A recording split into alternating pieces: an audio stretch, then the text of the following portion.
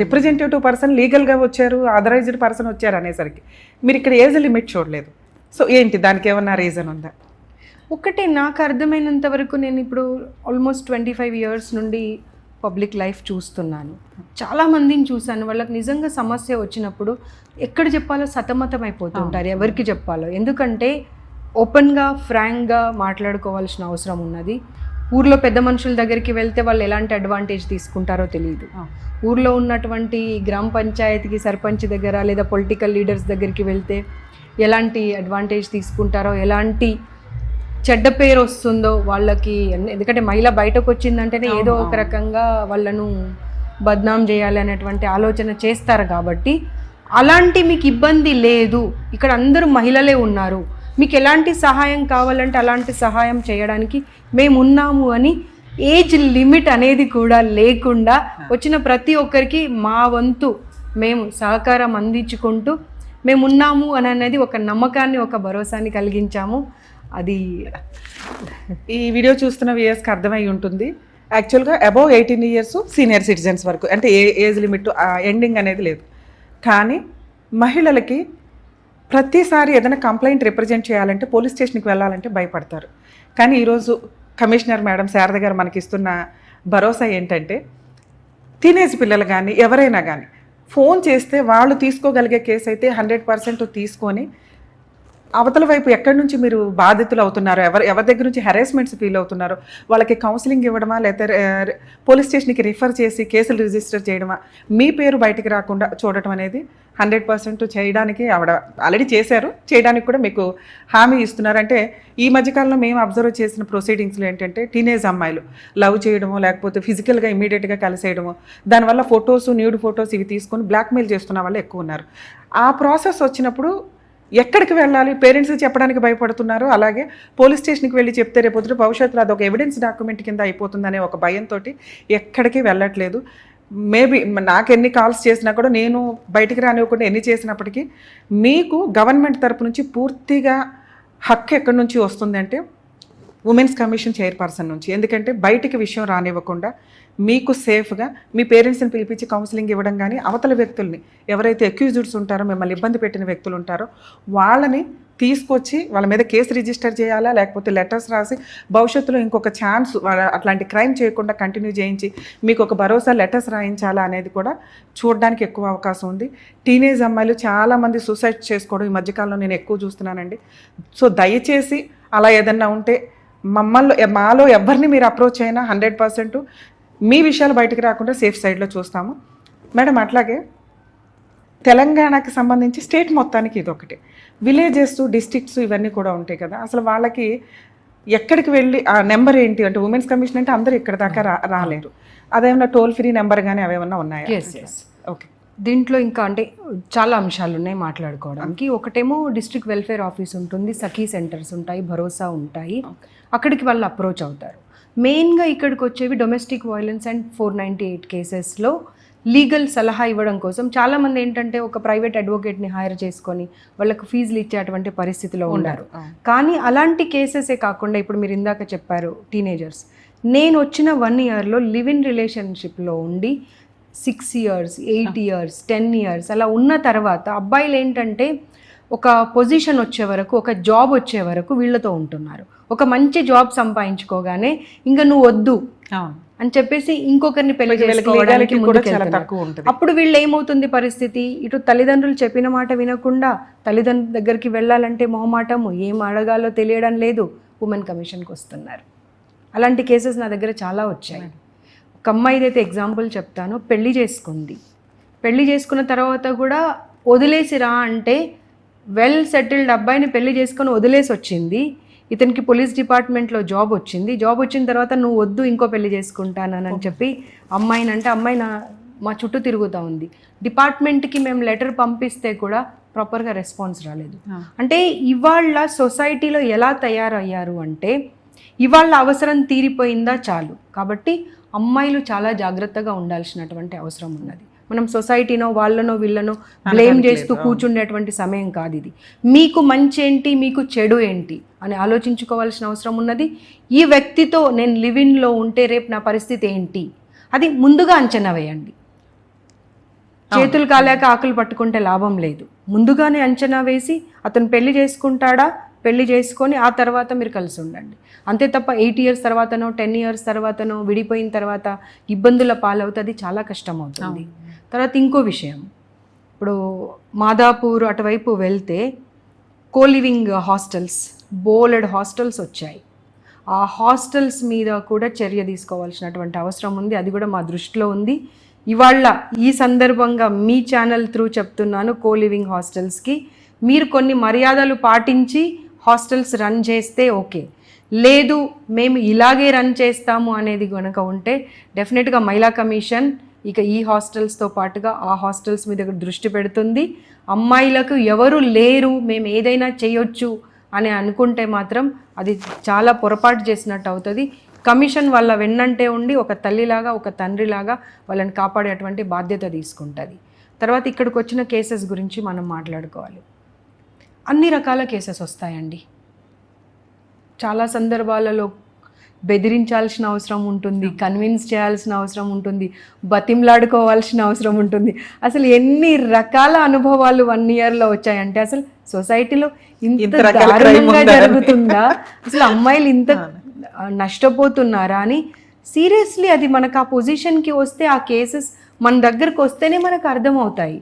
So ఈ domestic violence and 498 కేసెస్తో పాటు ఇప్పుడు ఏమైపోయింది అంటే, అమ్మ పోలీస్ స్టేషన్కి వెళ్ళినా కానీ అక్కడ మాకు న్యాయం జరుగుతుందో లేదో, లేదంటే ఎంతకాలం న్యాయం చేయడానికి టైం తీసుకుంటారో తెలియదు, కోర్టుకు వెళ్తే ఫీజులు ఇచ్చుకునే పరిస్థితిలో ఉంటుందో లేదో అని చెప్పి, దీనికి సంబంధించినవి కాకుండా సొసైటీలో ఇవాళ లివిన్ పేరు మీద, లేదంటే పరిచయస్తుల పేరు మీద, లేదంటే మీకు డబుల్ ట్రిపుల్ చేసిస్తామనే పేరు మీద ఆర్థికంగా మోసం చేస్తున్నారు.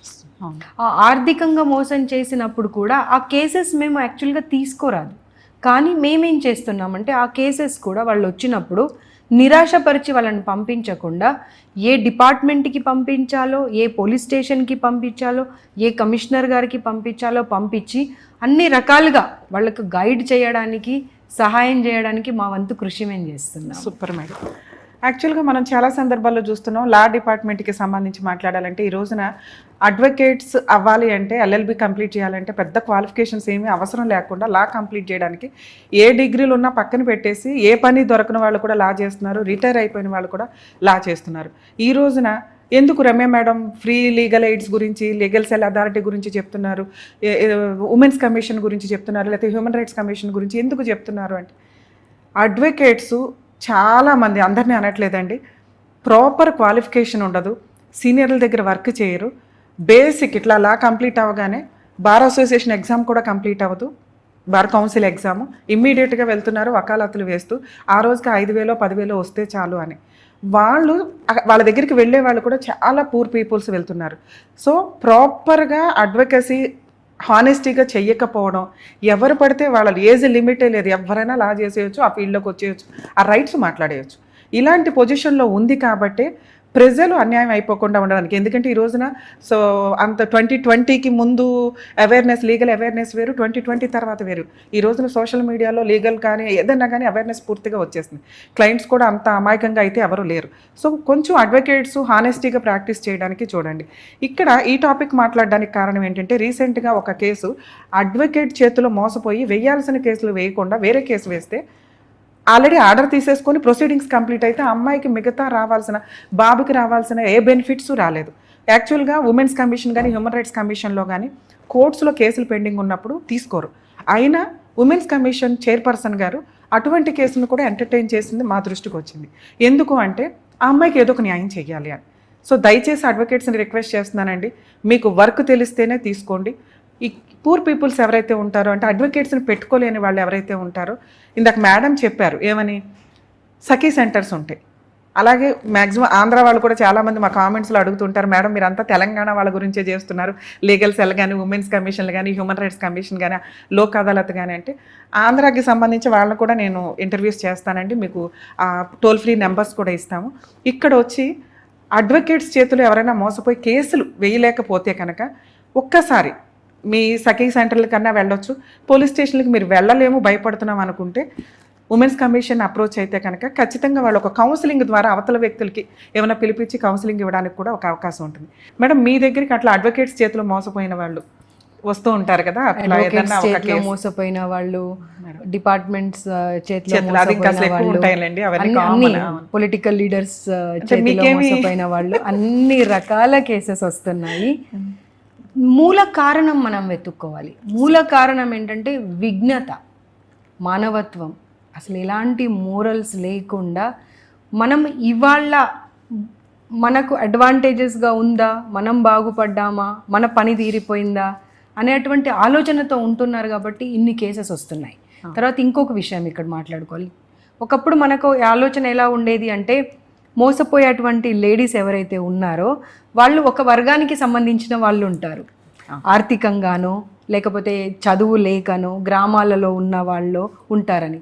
కానీ ఇక్కడికి వస్తున్న కేసెస్ చాలా చాలా చాలా చాలా ఎక్కువ చదువు ఎక్కువైపోయి, అన్ని రకాల లోకజ్ఞానం ఉండి, సొసైటీలో వెల్ ఎస్టాబ్లిష్డ్ పర్సన్స్గా ఐడెంటిఫికేషన్ ఉన్నవాళ్ళు, ఆ కేసెస్ చాలా వస్తున్నాయి. దాంతో నేను ఆశ్చర్యపోతున్నాను. అంటే అసలు వీళ్ళ చదువు దేనికి పనికొస్తుంది, వీళ్ళ విఘ్నత దేనికి పనికొస్తుంది, వీళ్ళకి అసలు మానవత్వము ఏవి అంటే లేవా? జస్ట్ ఆ సమయంలో ఆ అవసరము తీరిపోతే చాలా అనేటువంటి ప్రశ్న ఉంది. కాబట్టి ఖచ్చితంగా ప్రతి మహిళ, ప్రతి అమ్మాయి, ప్రతి ఒక్కరూ సొసైటీలో ఒక్కసారి ఆలోచన చేయాల్సిన అవసరం ఉంది. ఇలాంటి పరిస్థితి ఎందుకు వస్తుంది? మనం ఒక అమ్మాయితో అలా ప్రవర్తించినప్పుడు, మన ఇంటి అమ్మాయితో అలా చేసినప్పుడు పరిస్థితి ఏంటి? Even 1 month 6 months old, 4 years 5 years old పిల్లలు, లేదా 70-80కి వచ్చినటువంటి సీనియర్ సిటిజన్స్, అందరికీ అదే సమస్య ఎందుకు వస్తుంది? దాని మూల కారణం ఏంటి? ఆ కారణాన్ని వెతకాలి. ఎంతసేపు మనము అభివృద్ధి అంటే వెస్టర్నైజేషన్లో వెళ్ళిపోయి ఆ కల్చర్ అంతా మనది మర్చిపోయి కల్చర్లెస్గా మనం పెరగడము, సమస్యలను ఇంకా జటిలం చేసుకోవడం కాదు. ఇకనైనా మార్పు వైపు ఆలోచిద్దాము. మార్పు ఎలా జరగాలో ప్రతి ఒక్కరు ఆలోచించాల్సిన అవసరం ఉన్నది.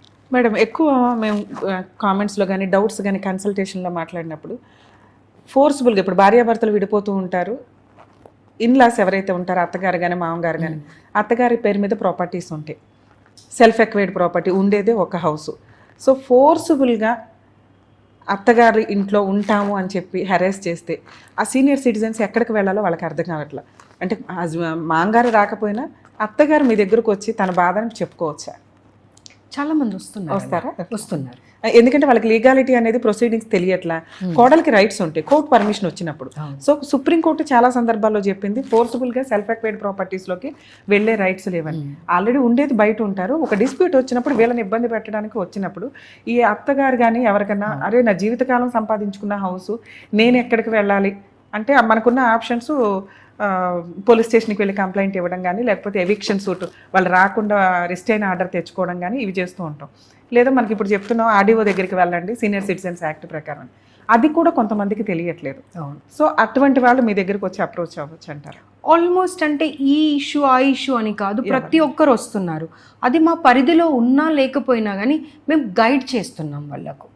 గైడ్ చేయడమే అంటే ఊరికే గైడ్ చేయడమే కాకుండా ఇక్కడ నుండి ఒక లెటర్ పంపించడము, ఆ కన్సర్న్డ్ డిపార్ట్మెంట్ ఎవరితో అయితే వాళ్ళకి అవసరం ఉందో, అది లీగల్ కానివ్వండి, పొలిటికల్ కానివ్వండి, లేదా పోలీస్ డిపార్ట్మెంట్ కానీ ఎవరైనా కానివ్వండి, వాళ్ళకు మీరు ఇలా వెళ్తే మీ ప్రాబ్లంకి సొల్యూషన్ ఇది అని చెప్పి మేము గైడ్ చేస్తున్నాము. మీరు అన్నట్టుగా అత్తమామలు ఇబ్బంది పడ్డ సందర్భాలు వస్తున్నాయి, కోడళ్ళు ఇబ్బంది పడ్డ సందర్భాలు వస్తున్నాయి. కొన్నిసార్లు అమ్మాయికి అబ్బాయికి ఏమంటారు కంపాటిబిలిటీ ఆలోచన అంటే ఒదగక వాళ్ళిద్దరు కలిసి ఉండేటువంటి పరిస్థితి లేక వాళ్ళు ఏం చేస్తున్నారు అంటే, అబ్బాయి అమ్మాయి విడిపోతే సరిపోతుంది కదా, అలా కాకుండా అదనంగా కట్నము కోసము వీళ్ళు ఇబ్బంది పెట్టడం, లేదా అదనంగా డబ్బుల కోసం వాళ్ళు ఇబ్బంది పెట్టి ఫ్యామిలీ అందరినీ ఇరికించేస్తారు.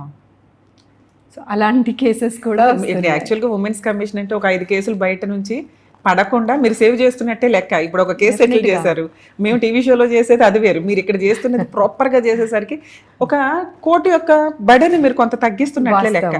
జనాలకి మ్యాక్సిమం ఉమెన్స్ కమిషన్ ఎక్కడుంది అనేది తెలియకపోవడమో, లేదా అక్కడికి వెళ్తే మనకి న్యాయం జరిగింది అట్లీస్ట్ మీకు ఒక 1 సెంటర్ అనే ప్రొసీడింగ్స్లో మీరు ఇక్కడికి అప్రోచ్ అయితే 100% మీకు ఏం చేయగలరు. ఇప్పటిదాకా మేడం చెప్పారు, పోలీసులకి రిఫర్ చేయడమా, లేకపోతే ఫ్రీ అడ్వకేట్, లీగల్ అడ్వకేట్స్ ఉంటారు, ఆల్రెడీ లీగల్ సెల్ అథారిటీస్ నుంచి రిఫర్ చేయడమా అనే ప్రొసీడింగ్స్ కూడా ఉంటాయి. సో మీరు ఫాల్స్ అడ్వకేట్స్ చేతుల్లో ఇబ్బంది పడొద్దు. ఫీజులు ఇచ్చుకోలేని వాళ్ళు న్యాయం కోసం ఖచ్చితంగా ఉమెన్స్ కమిషన్ని మీరు అప్రోచ్ అవ్వచ్చు. మేడం మీకు ఏమైనా థ్రెట్ కాల్స్ కానీ ఇట్లాంటివి వస్తుంటాయి, థ్రెట్ చేసేవాళ్ళు కానీ మిమ్మల్ని బెదిరించేవాళ్ళు, అంటే ఇట్లాంటి కేసులు బాగా నెంబర్ ఆఫ్ చేస్తుంటాం, మాకు ఎట్లాగో వస్తాయి. మీరు ఆల్రెడీ ఒక మంచి పొజిషన్లో ఉన్నారు కదా, మీకు అట్లా పొలిటికల్ కేసులు తీసుకున్నప్పుడు కానీ? అంటే పొజిషన్ అనడం కన్నా పొజిషన్స్ అందరికీ వస్తాయి పోతాయి, కానీ మరీ ఎక్కువ న్యాయంగా ఉన్నామనుకోండి అప్పుడు ఏంటంటే ఈమెకి ఏం అవసరము, మాది మేమేదో తేల్చుకుంటాం కదా అనే ఆలోచనతో బెదిరించాలనేటువంటి ప్రయత్నం కూడా చేస్తున్నారు. ఆన్సర్ చెప్పారు మేడం. కరెక్ట్, అవును. ఎందుకు మీ లిమిట్స్ లో మీరు ఉండండి అనటం వేరు, మనం ఛాన్స్ ఉంది కదా ఎక్కువ సర్వీస్ చేద్దాం అనుకోవడం వేరు. మీరు 100% ఇందాక రూల్ 18 years కాకుండా ఎవరికి అన్యాయం జరిగినా నేను ఉన్నాను మహిళలకి అనే మాట ఇందాక అన్నారు. సో అలా చేస్తున్నప్పుడు ఖచ్చితంగా మీరు వెళ్ళిన రైట్స్ నాకు ఒక ఐడియా వస్తుంది, కొంచెం థ్రెట్స్ ఉంటాయి అనేది. ఎట్లా అంటే కాలేజెస్ ఇవన్నీ విజిట్ వెళ్ళాను కదా, వెళ్ళిన తర్వాత కొన్ని కమెంట్స్ కూడా, అంటే తెలియని వాళ్ళు ఒక 100లో 99.9% అందరికీ తెలుసు. ఇప్పుడు నేను కాలేజ్ విజిట్కి వెళ్ళాను వాళ్ళ సేఫ్టీ గురించి, సెక్యూరిటీ గురించి, అన్నింటి గురించి. అంటే దాని అర్థము నేను ఒక విషయాన్ని పబ్లిక్ ముందు తీసుకొచ్చాను, ప్రజల ముందుకు తీసుకొచ్చాను, గవర్నమెంట్ ముందుకు తీసుకొచ్చాను.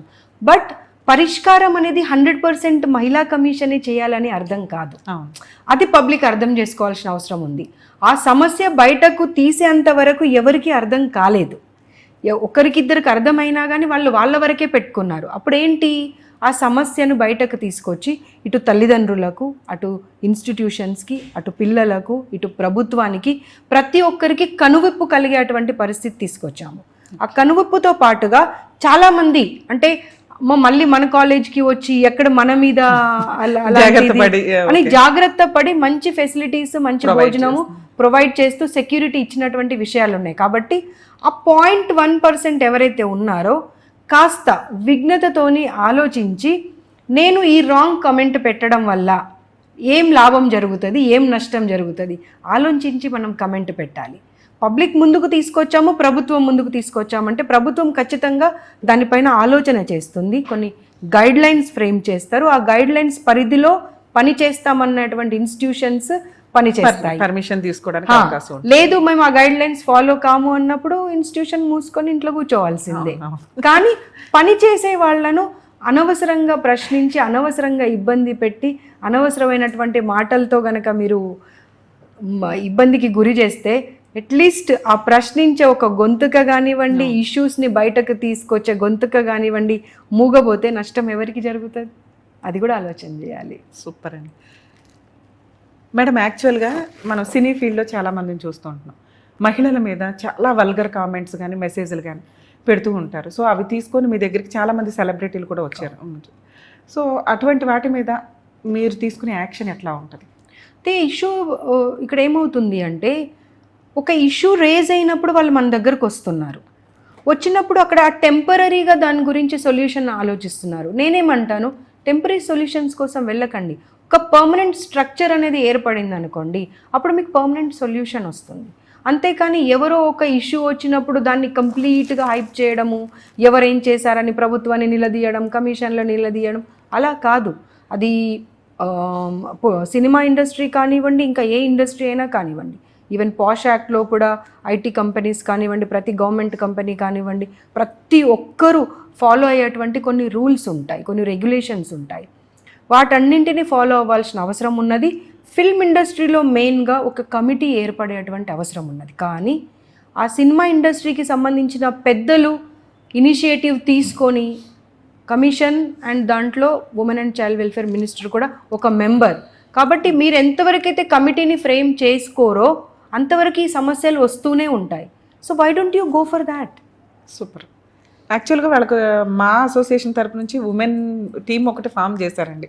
మనకి అమ్మాయి ఇష్యూ ఒకటి వచ్చినప్పుడు, పేరు నేను అనట్లేదు కానీ అది ఎంత యాక్టివ్గా ఉందనేది తెలియదు. నేను అబ్జర్వ్ చేసినంత వరకు ఈ టీవీ ఆర్టిస్టులు కానీ, సినిమా హీరోయిన్స్ కానీ వాళ్ళ మీద బాగా వల్గర్ కామెంట్స్ వచ్చినప్పుడే సివియర్గా మిమ్మల్ని అప్రోచ్ అవ్వడమో లేకపోతే పోలీస్ స్టేషన్కి వెళ్ళి జస్ట్ ఆ టైంకి కంప్లైంట్ ఇవ్వడమో చేస్తున్నారు.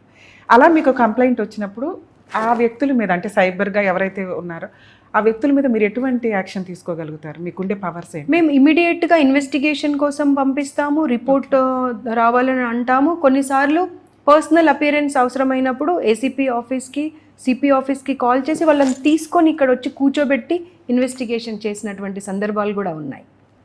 కానీ ఇండస్ట్రీలో కూడా కొంత వల్గారిటీ తగ్గాలి. ఈ టీవీ షోస్లో కానివ్వండి, లేకపోతే కొన్ని మనం చూస్తున్నాము ఫ్యామిలీతో కూర్చొని చూసే పరిస్థితులు లేవు. సో ఆ డ్రెస్సింగ్ కానివ్వండి, లేదంటే మాట కానివ్వండి, ప్రతిదీ కొంత మార్పు అనేది రావాలి. అది మీరు అన్నట్టుగా మా అసోసియేషన్ వాళ్ళు ఇనిషియేటివ్ తీసుకొని ముందుకు వెళ్తేనే అది జరుగుతుంది. ఎక్కడికక్కడ ఎవరికాళ్ళు వేరే వాళ్ళ మీద చెప్పుకుంటూ వెళ్ళిపోతూనే ఉన్నాం తప్ప, ఒకప్పుడు ఏ మూవీ అంటే ఫ్యామిలీస్ని అలౌ చేసే వాళ్ళకి వెళ్ళే వాళ్ళం కూడా కదా, అవమానంగా ఫీల్ అయ్యేవాళ్ళం. ఈ రోజున ఒక చెత్త డబ్బాని ఇంట్లో పెట్టుకుంటే మనం నెట్ఫ్లిక్స్ చేసిన ఏ ఓటీటీ చూసినా కూడా ఎంతో బూతుని చూస్తూ అందులో ఇంక ఇది బెటరేలే అనే పొజిషన్లో ఫ్యామిలీ అంతా కూర్చొని చూసే అంత హీనమైన పొజిషన్లోకి వెళ్ళిపోయింది. ఇలా మహిళల మీద ఒకప్పుడు ఇట్లా ఏదైనా ఉంటే వెంటనే బ్లర్ వేయడము లేకపోతే అది కట్ చేయడమో చేసేవాళ్ళు. ఇప్పుడు ఎందుకని అట్లాంటివి లేవు? వాటి మీద మీరు ఏమైనా యాక్షన్ తీసుకోవడానికి అవకాశం ఉంటుందా? మీ రైట్స్ ఏమైనా ఉంటాయా వాటి మీద? అంటే మేము రాయడం అయితే రాస్తున్నాము, రిప్రజెంటేషన్ ఇస్తున్నాము. కానీ ఇది ఎంతవరకు గవర్నమెంట్ రియాక్ట్ అవుతుంది లేదా సెన్సార్ బోర్డ్ రియాక్ట్ అవుతుంది అనేది చూడాలి. ఎందుకంటే మీరు అన్నట్టుగా ఒకప్పుడు చిన్న చిన్న పిచ్చి డైలాగ్స్ ఉన్నా కానీ ఏ సర్టిఫికేషన్ ఇచ్చేవాళ్ళు. కానీ ఇప్పుడు ఆ ఏ సర్టిఫికేట్ అనేది అందులో ఈ మధ్యనైతే సోషల్ మీడియా కంటెంట్ చూడండి, అసలు ఆ భాష అసలు ఏంటది, అసలు అది ఎలా వాడాలి, అది ఎలా పోస్ట్ చేస్తున్నారు, ఎందుకు దాని మీద యాక్షన్ జరగట్లేదు అనేది ఖచ్చితంగా ఇది సీరియస్గా తీసుకోవాల్సినటువంటి అంశం. సూపర్ మేడం, అసలు ఈ టాపిక్ కాదు, మేము ప్రజల కోసం ఉమెన్స్ కమిషన్ ఉంది అని చెప్పడానికి నా ఇంటర్వ్యూ ఒక అడ్వకేట్ కింద. కానీ ఒక క్వశ్చన్, పర్సనల్ క్వశ్చన్ ఒకటి అడుగుతున్నా. పొలిటికల్గా ఒక మహిళ ఇంత సక్సెస్ఫుల్ పొజిషన్ రావడానికి ఛాన్సెస్ ఉంటాయా? చాలా తక్కువ మందినే చూస్తున్నాం మేము, ఎక్కడో బ్యాక్గ్రౌండ్ నుంచి ఫ్యామిలీ వచ్చి. అంత తట్టుకోగలరా ఉమెన్స్? ఎందుకంటే ఈ రోజున ఒకప్పుడు మీ టైం ఉన్న పొలిటికాలిటీ వేరు, ఇప్పుడు వల్గర్ మాటలు లేడీసే దిగజారి ఆవిడ క్యారెక్టర్ మీదకి వెళ్ళిపోతున్నారు. వర్క్ మీద కాదు, క్యారెక్టర్ మీదకి వెళ్ళిపోతున్నారు, లేదా పర్సనల్ గ్రెడ్జ్ తోటి మాట్లాడుతున్నారు. సో వీటి గురించి మీ స్పందన ఏంటి? ఇట్లా వీటి మీద అది మన పైన కూడా ఆధారపడి ఉంటుంది. మన క్యారెక్టర్, మనం మనల్ని ఎలా క్యారీ చేస్తామో అవతల వాళ్ళు మనల్ని అలా చూస్తారు. ఒకవేళ మనం చాలా డిగ్నిఫైడ్గా, రిజర్వ్డ్గా, మనకేంటో మన పరిధి లోపల మనం ఉండి మనం ఎలా ఉంటున్నామో అవతల వాళ్ళకి అర్థం అవుతే they will never cross their line. ఎప్పుడు కూడా నేను ఇప్పుడు 25 సంవత్సరాలు అయింది, ఏ ఒక్క వ్యక్తి కూడా నాతో పార్టీలో కానివ్వండి, బయట కానివ్వండి, ఎక్కడ కానివ్వండి 4 అడుగులు వెనక నిలబడి మాట్లాడతారు తప్పించి ఒక్క మనిషి కూడా ఒక అడుగు ముందుకు వేసి మాట్లాడేటువంటి ప్రయత్నం చేయరు. అది మన మీద డిపెండ్ అవుతుంది.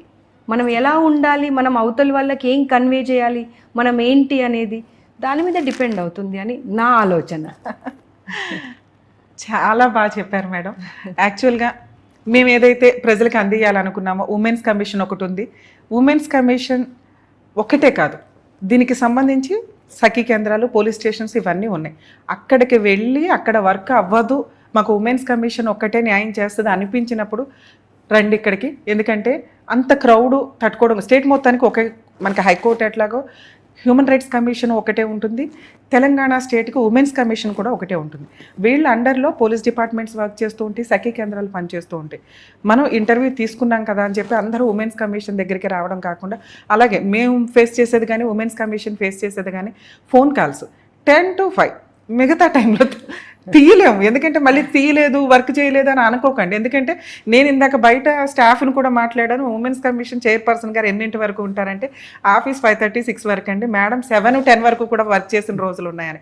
నిజంగా అలా హార్డ్ వర్క్ చేస్తున్న వాళ్ళని ఇంకా ప్రెజర్ చేసి పీకి తినకుండా మనం అప్రిషియేట్ చేసుకుంటూ వెళ్తే కనుక, తను ఇందాక అన్నారు ఎక్కడన్నా కానీ ఒక వాయిస్ రేస్ చేస్తున్నప్పుడు దాన్ని నొక్కేయొద్దు అని. సో ఒక తప్పు కోసం వాయిస్ రేస్ చేస్తున్నారు, అలాగే ఒక న్యాయం కోసం తన వంతు ప్రయత్నం, లిమిట్ దాటి కూడా, అంటే రూల్స్ మాట్లాడంటే 5, 6కి అయిపోద్ది, మిగతా ఏమైనా మీటింగ్స్ ఉంటే అటెండ్ అవుతారు. కానీ నెససరీ ఉంటే 7, 10 వరకు కూడా ఉండి వర్క్ చేస్తున్నారు. అలానే మనం 7కి వచ్చి కేసులు వేస్తామండి అంటే కుదరదు. కొంచెం చూసుకోండి, టైం పీరియడ్ ఖచ్చితంగా ఎక్కడికన్నా వెళ్ళాలి. ఇందాక మేము చెప్పిన క్వశ్చన్స్లో అవి నెసెసిటీ పర్సనల్ అనుకునే వాళ్ళు ఉమెన్స్ కమిషన్ దాకా అప్రోచ్ అవ్వచ్చు ప్రాపర్ టైమింగ్స్లో. మీరు టైం గురించి చెప్పారు కదా, Madam. అది డెఫినెట్గా మాట్లాడుకోవాల్సిన చెప్పండి, అంశం. madam. దీంతో కన్క్లూడ్ చేద్దాం మనము. ఉమెన్ కమిషన్కి నిరభ్యంతరంగా నిర్భయంగా ఎవరైనా కానీ అప్రోచ్ అవ్వచ్చు, కానీ దాని లిమిటేషన్స్ ఏంటి, ఎంతవరకు వీళ్ళు మనకు సపోర్ట్ చేయగలరు అనేది మేము ఎప్పుడైతే మీకు ఎక్స్ప్లెయిన్ చేస్తామో దయచేసి దాన్ని అర్థం చేసుకోవాల్సిన అవసరం ఉన్నది. అండ్ రాత్రి 12 గంటలకు 1 గంటకు కూడా కాల్ చేస్తారు, నాకు మెసేజెస్ పెడతారు విపరీత, ఒక్కొక్కరు ఒక 50 మెసేజ్లు ఫార్వర్డ్ చేస్తారు. వాళ్ళకి ఎవ్రీ టైం రిక్వెస్ట్ చేస్తాను నేను, బాబు ఇది కమిషన్ ఆఫీస్కి రావాలి, అక్కడ మీ కేసు రిజిస్టర్ చేసుకొని మీ వివరాలు, మీరు ఇవ్వాల్సినటువంటి ఏదైతే కంటెంట్ ఉందో అది అక్కడ ఇవ్వాలి, అవుతేనే పరిష్కారం అవుతుంది అంటే కూడా చాలా మంది అర్థం చేసుకోవట్లేరు. ఏమంటారంటే ఇప్పుడు నేను మాట్లాడుతున్నా కదా మీరు వినండి అంటే అలా ఎలా కుదురుతుంది? నేను కూడా ఒక క్వశ్చన్ ఎక్స్టెండ్ చేస్తున్నానండి. నేను ఒక వీడియో చూశాను మీది, కనీసం వాళ్ళు లైవ్లో ఉన్నామని కూడా ఇన్ఫర్మేషన్ ఇవ్వకుండా ఏదో పెద్ద కమాండింగ్గా ఉమెన్స్ కమిషన్ చైర్పర్సన్ అంటే ఏమనుకుంటున్నారు, ఎవరు పడితే వాళ్ళు ఫోన్లు చేసి ఎప్పుడు పడితే అప్పుడు మాట్లాడాలి, లైవ్లో మాట్లాడంటే బేసిక్ ఇన్ఫర్మేషన్ మీకు ఇవ్వాలి.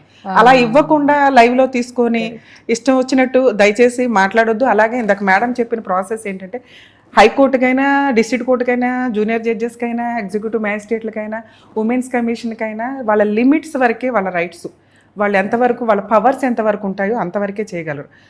అన్నీ చేసేయడానికి చేస్తే కూడా ఊరుకోరు. ఎందుకంటే ఇందాక విన్నాం కదా మనం ఇంటర్వ్యూ మొత్తంలో, నువ్వెవరో నీ రైట్స్ దాటి నీ పవర్స్ దాటి చేయడానికి అంటారు.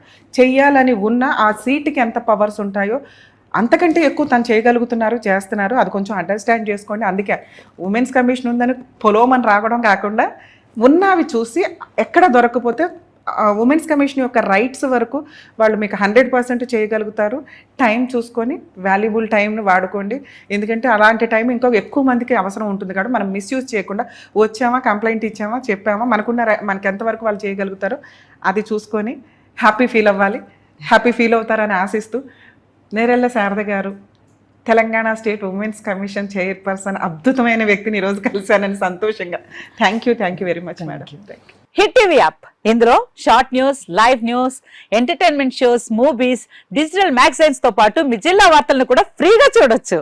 ఇంకెందుకు ఆలస్యం, వెంటనే హిట్ టీవీ యాప్ ని డౌన్లోడ్ చేసుకుని ఫ్రీగా ఎంటర్టైన్మెంట్ పొందండి. Hit TV app. Hit TV app. Please download hit TV app. Hit TV app ని ఫ్రీగా డౌన్లోడ్ చేసుకొని ఎంజాయ్ చేయండి. మీకు నచ్చిన ఎంటర్టైన్మెంట్ కోసం హిట్ టీవీ యాప్ ని ఫ్రీగా డౌన్లోడ్ చేసుకుని ఎంజాయ్ చేయండి. హిట్ టీవీ యాప్ ని డౌన్లోడ్ చేసుకుని ఆస్వాదించండి, ఆశీర్వదించండి. ఇంతమంది సెలబ్రిటీలు హిట్ టీవీ యాప్ ని డౌన్లోడ్ చేసుకోండి అని చెప్తున్నారంటే ఎంత మంచి యాప్ ఆలోచించండి.